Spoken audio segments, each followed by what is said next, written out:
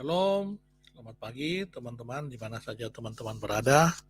Jumpa kembali dengan Maranatha di channel kesayangan kita, channel Warane, channel pejuang yang penuh kasih. Puji Tuhan teman-teman, kita masih diberikan kesempatan untuk berjumpa di hari ini di channel Warane ini, dan kita akan membahas atau menayangkan satu kajian terkait dengan adanya krisis ekonomi yang terjadi di negara Turki ya teman-teman, di mana teman-teman tahu bahwa di Turki ini sejak pertengahan Desember yang lalu, mungkin di sekitar tanggal 20-an Desember menjelang hari Natal, terjadi inflasi di Turki yang menyebabkan krisis ekonomi itu terjadi ya di sana. Kemudian inflasi di sana itu ternyata disinyalir disebabkan oleh Presiden Erdogan, ya Presiden Turki, itu membuat sebuah kebijakan dengan memangkas suku bunga bank ya. Ada beberapa kali dia memangkas suku bunga bank. Ternyata hal itu menimbulkan inflasi ya. Kemudian di akhir tahun dia menaikkan upah minimum regional di Turki, di semua daerah di Turki sebesar 50%. Teman-teman, kalau kita yang belajar ekonomi pasti memahami ketika upah naik ya, pendapatan dari buruh atau pekerja yang ada di suatu negara itu meningkat, itu akan berdampak pada inflasi ya, apalagi kalau dia naiknya signifikan ya. Seperti di Jakarta kemarin, UMK Jakarta itu tiba-tiba naik sangat signifikan oleh Gubernur Anies Baswedan ya. Nah itu kan memicu inflasi yang terjadi di sana. Kemudian disebabkan oleh kenaikan UMK di Jakarta, banyak daerah-daerah di Indonesia juga para buruh yang tadinya sudah menerima kenaikan yang hanya mungkin 1 atau 2% ya, sesuai formula yang ada, ternyata mereka menuntut hak yang sama juga. Kok Jakarta bisa naik signifikan, kita di daerah tidak naik ya. Dan akhirnya di daerah pun orang sekarang menuntut, para buruh menuntut untuk dinaikkan kembali ya upah buruh. Akhirnya ini akan memicu inflasi yang besar. Nah itu terjadi di Turki teman-teman. Ketika suku bunga dipangkas ya oleh kebijakan Erdogan, ternyata terjadi inflasi yang cukup besar. Dan di akhir tahun ditambah lagi dengan Erdogan menaikkan upah ya sebesar 50%. Hingga hari ini diberitakan inflasi Turki sudah terjadi sangat besar. Itu mencapai tertinggi selama 19 tahun, teman-teman ya. Jadi dari tahun 2010 ya sampai, atau mungkin 2000 bisa dikatakan 2002 ya, sampai saat ini itu adalah inflasi terbesar dari negara Turki ya, dari 2002, hampir 20 tahun teman-teman. Nah, apabila kondisi ini akan terus terjadi ya, di mana harga barang sudah melonjak sampai 2 kali lipat lebih, kalau seandainya itu terus terjadi, bisa jadi krisis ekonomi yang sedang melanda di Turki ini itu akan sama seperti yang dialami Indonesia di tahun 2009 yang lalu ya teman-teman. Di mana di tahun 1999 ya, 1999 yang lalu ya, itu sangat memukul banyak usaha di Indonesia ya, yang mulai tutup atau gulung tikar ya, disebabkan oleh hal tersebut. Nah ini pemberitaan yang ada di ini ya, saya coba tunjukkan ke teman-teman pemberitaan yang ada saat ini terkait dengan inflasi di Turki ya yang terjadi. Ini berita ini di CNN yang disampaikan hari ini ya. Inflasi tahunan Turki telah mencatat rekor tertinggi selama 19 tahun di akhir Desember 2021. Jadi itu tertinggi ini dihitung selama 1 tahun, tetapi pemicunya itu hanya di akhir tahun, ya. Menurut Institusi Statistik Turki, kalau di sini BPS ya, harga konsumen melonjak 36% pada Desember. Jadi lonjakan itu sampai 30%, 36%. Dan di akhir tahun ketika harga melonjak 36%, Erdogan malah membuat kebijakan baru lagi dengan menaikkan upah ini ya, menaikkan upah sampai pada 36%. Oh iya, tahun 98, sorry. Tahun 98, bukan tahun 99 ya.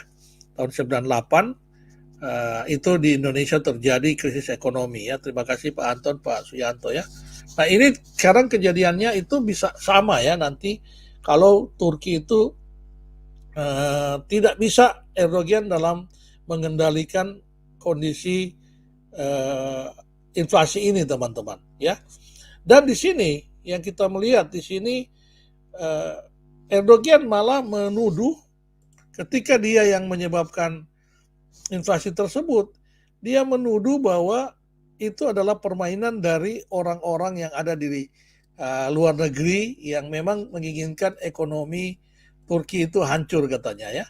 Jadi dia balik menuduh bahwa inflasi yang terjadi itu karena orang-orang yang menyerang dari luar negeri. Ini ada di sini ya dikatakan.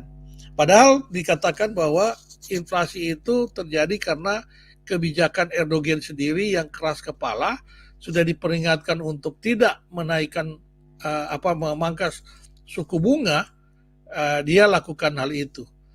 Nah, inflasi didorong ini oleh beberapa komponen seperti transportasi yang meroket 54%. Jadi rata-rata 36% itu dari transportasi itu kenaikan transportasi sudah mencapai 54%. Ya, harga makanan melonjak 43%. Ya, harga-harga perabotan rumah tangga, kemudian biaya pengobatan di rumah sakit itu sudah mencapai 40%. Nah ini sangat tanda-tanda akan terjadi seperti krisis yang Indonesia alami di tahun 97-98 ya. Akhirnya apa? Ketika terjadi krisis ekonomi, Presiden Soeharto yang sangat berkuasa pada saat itu sangat mudah ditumbangkan ya. Padahal kekuasaannya sudah 32 tahun Presiden Soeharto atau bersama dengan Orde Baru yang dipimpinnya itu ditumbangkan gara-gara krisis ekonomi yang terjadi teman-teman ya. Harga kalau di Indonesia itu bukan lagi cuma sampai 50%. Inflasinya tinggi sekali ya. Inflasinya sudah sampai di Indonesia 50%, tetapi harga dolar rupiah terhadap dolar di tahun 97-98 itu sudah 2 kali lipat lebih gitu ya. Tapi inflasinya sama seperti yang dialami Turki sampai 50%, teman-teman ya. Nah, ini yang nanti bisa menyebabkan terjadinya krisis di mana pemerintahan Erdogan ini juga bisa terancam, teman-teman. Ya, kalau seandainya ini akan berlarut terjadi seperti Indonesia di tahun 97.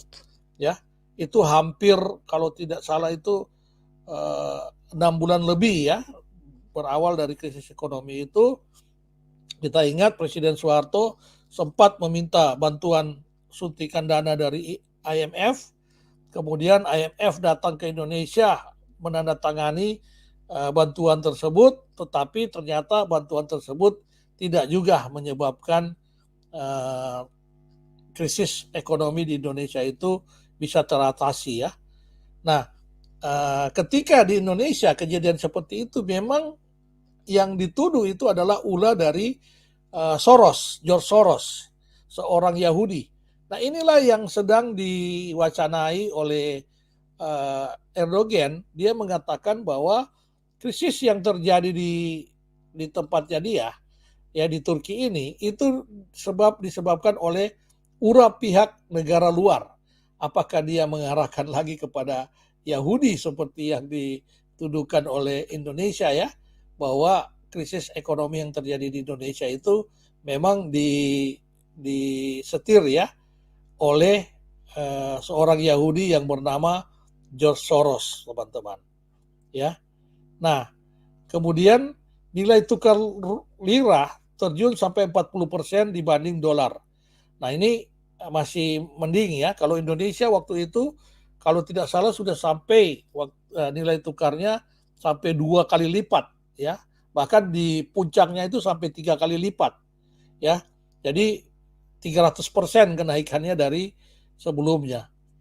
Nah, tadi dikatakan awal dari depresiasi lira terhadap dolar ini itu disebabkan oleh kebijakan Erdogan yang tadi ya, kebijakan Erdogan yang tidak mau mendengar dan dia menurunkan suku bunga sampai 4 kali secara berturut-turut ya.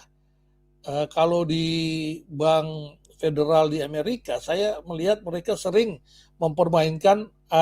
mainkan penurunan suku bunga. Kadang mereka turunkan, kadang mereka naikkan, ya. Tetapi ini 4 kali berturut-turut Erdogan menurunkan suku bunganya. Padahal biasanya bank sentral di sana menaikkan suku bunga apabila kondisi ekonomi mulai mengalami gonjang-ganjing seperti itu, ya. Apabila ekonomi sudah tidak terkendali, dia akan menaikkan suku bunga. Tujuannya untuk apa? Suku bunga dinaikkan supaya investasi orang-orang yang memiliki uang tertarik untuk menginvest, menaruh uangnya di bank gitu. Tetapi justru malah diturunkan gitu, teman-teman, ya. Sehingga orang akan berlomba-lomba dananya di bank itu pasti ditarik kan gitu. Kalau kita melihat bukan aturan ya, hukum ekonomi yang terjadi ya, ketika suku bunga dinaikkan tujuannya untuk menarik simpati orang yang memiliki uang menaruh uangnya di bank gitu. Nah, ketika uang di bank naik berarti kita memiliki dana cadangan untuk mengoperasikan pembangunan ya, atau membiayai perdagangan pembangunan di suatu negara. Nah, Erdogan justru dia memangkas sampai 4 kali. Hal ini menyebabkan mungkin saja orang menarik uang yang ada di bank karena suku bunga turun. Dia khawatir uangnya di bank itu habis. Ini kita bicara simpanan uang ini nggak cuma 1 juta 2 juta ya. Orang yang kaya-kaya itu biasanya suatu negara, apalagi seperti Turki, mereka memiliki uang miliaran, bahkan triliunan rupiah di bank. Jadi kalau seandainya suku bunganya turun, bisa jadi nanti uangnya itu akan makin terdepresiasi, makin menurun gitu. Akhirnya mereka menarik uangnya. Lebih baik saya simpan sendiri daripada saya taruh di bank. Nah, itu dipangkas sampai 4 kali. Itulah yang menyebabkan mulai naik ya. Nah, ketika terjadi hal tersebut ya, depresiasi mata uang lira kepada dolar, apa kebijakan yang dilakukan ya? Erdogan malah menaikkan upah sehingga memicu inflasi makin besar tadi, seperti itu. Nah, ini yang dikatakan tadi, saya katakan bahwa Erdogan sempat menuding pihak asing sebagai dalang terhadap gonjang-ganjingnya ekonomi di Turki ini. Ya, ia menilai tingginya ketergantungan ekonomi Turki dengan negara luar menyebabkan berbagai intervensi global terhadap ekonomi negaranya. Ini sebenarnya masalah politik ya, masalah politik yang mana dia merasa bahwa dia tidak mau diganggu kebijakan-kebijakannya dalam mengurus negaranya oleh pihak luar, sehingga dia ingin independen. Ya, dia tidak mau terganggu dengan adanya intervensi dari luar. Akhirnya dia buat kebijakan seperti itu. Ya. Nah, ininya ketika kebijakan itu terjadi, justru dia menyalahkan pihak luar yang katanya terlalu banyak merecokin ekonomi di negaranya. Padahal kebijakan yang dia lakukan dengan memangkas suku bunga di bank itu justru itulah yang memicu terjadinya depresiasi lira terhadap dolar Amerika, dan itulah yang memicu harga-harga barang atau inflasi terjadi di Turki. Ya, nah kita akan melihat teman-teman bagaimana nanti ketika Erdogan katanya di tahun 2011 yang lalu, 10 tahun yang lalu berhasil mengatasi inflasi ekonomi yang terjadi di Turki di 2011, tapi di 2011 itu inflasinya nggak sehebat ini. Ya, ini adalah inflasi yang paling hebat yang terjadi, di mana kenaikan harga itu sampai 50%, teman-teman, ya. Jadi sudah hampir sama atau sudah sama persis dengan Indonesia yang terjadi di tahun 1997, dan akhirnya menyebabkan tahun 98 Presiden Republik Indonesia Soeharto yang sudah memerintah selama 32 tahun harus meninggalkan kursi pemerintahannya, harus menyerahkan kursi pemerintahannya kepada presiden yang lain. Nah, apakah ini akan terjadi juga dengan negara Turki? Ya, nanti kita hanya bisa melihat ya, seperti itu. Itu saja ya teman-teman. Ini saya kutip dari pemberitaan CNN yang baru saja disiarkan tadi ya. Baru disiarkan tadi. Nah, ini kalau kita baca ini bagaimana situasi di Turki ini kelihatannya sangat parah ya. Dia menaikkan juga upah hampir 50%. Ya. Rencananya meluncurkan deposit baru untuk lira yang bakal menjaga nilai tukarnya dari devaluasi. Aduh, kalau sudah sampai terjadi devaluasi, itu seperti zaman Orde Lama kita ya, ketika zaman Soekarno yang harus memangkas nilai uang itu. Ya, devaluasi terhadap nilai rupiah terjadi di zaman Orde Lama. Nah, dia harus mencegah jangan sampai devaluasi terjadi. Itu lebih parah dari kondisi Indonesia di zaman Orde Baru tersebut. Di zaman di mana Orde Baru berakhir tahun 98. Ya, jangan sampai devaluasi. Kalau devaluasi terjadi, itu bisa menyebabkan Turki bisa menjadi negara termiskin di dunia nantinya. Oke, itu saja informasi dari saya. Kita tetap memantau bagaimana kondisi yang akan terjadi di sana. Sampai jumpa teman-teman pada tayangan kita yang lain. Tuhan memberkati kita semua. Salam, salam kebajikan.